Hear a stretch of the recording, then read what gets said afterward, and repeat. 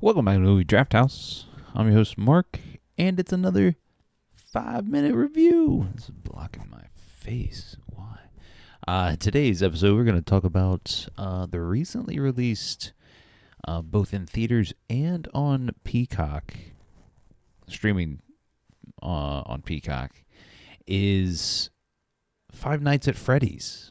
It is the video game adaptation. The film adaptation of the video game, I'm sorry. And it's directed by Emma Tammy, who I had never heard of before. She has a couple film credits, but nothing of any real significance. And it stars Josh Hutcherson, most notably from the Hunger Games series of films. And it's weird how Hollywood works, right?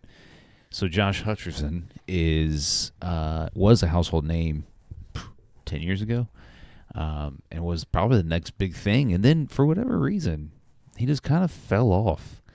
I don't know if it was like he was just making, or he was a part of making bad films, but I'm trying to look at his filmography here.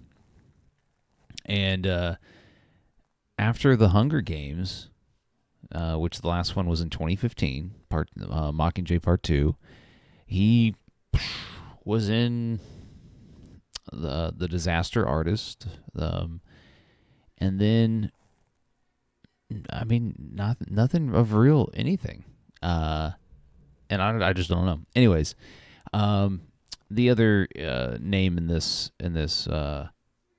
film is Piper Rubio, who plays Hutcherson's younger sister, Abby in the film. Matthew Lillard and Elizabeth Lale round out the names here. But anyways, at the time of this recording, this film made almost $80 million in its debut at the box office. That's significant when you were talking that it was simultaneously released on streaming as well. It likely would have made more had it just gone to theaters. We're probably talking over $100 million. So I don't know what the budget was for this, but highly successful.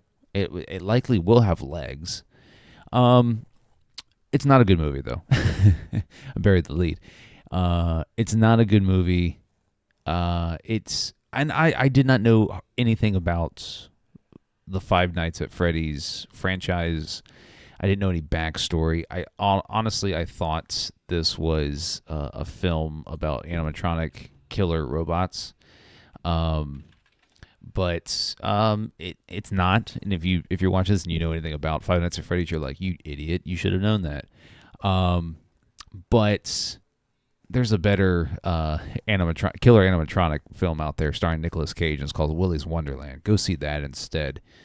But this film was made for teenagers, right? Those kids that grew up with Five Nights at Freddy's, much like my daughter, who is 14 years old. She grew up playing the Five Nights at Freddy's games, and so this movie is made for her generation. You can tell it's kind of a mid budgeted film. It doesn't have really the plot is in my opinion, I wanted more animatronic killing people. That's what I thought I was getting. That's what I wanted, and I didn't get enough of it. You get, I think these things kill 4 people. I think that's in the entire film. I think they kill 4, and you're like, that's a lot for a horror film, which is what this bills itself as. It's not. I did like the kind of reveal at the end.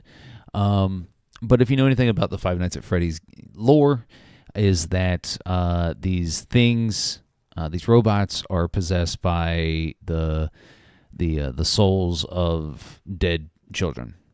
Morbid, and I like that premise. That's a cool premise. But it's a PG-13 movie, and I just it suffers because of that. But I understand why it's PG-13. They want to get as many kids, teenagers in the seats as possible. I just think the film suffered for it. The narrative's kind of incoherent. We don't get really any good backstory. We're just dumped with Josh Hutcherson's character and Piper Rubio's character, and just like, hey, care about these guys. It's an hour 49. It's not the worst movie I've ever seen, but I've seen better. I'm not going to recommend it. It's on Peacock. Anyways, hit the subscribe button when it pops up so you don't miss any future content here on the podcast. And if you want to follow the podcast on all your favorite social media platforms, you can follow us at Movie Draft House on Twitter, TikTok, Instagram. Here on YouTube, we're doing big things. Make sure you don't miss the podcast as it releases weekly every Thursday on your favorite streaming platforms.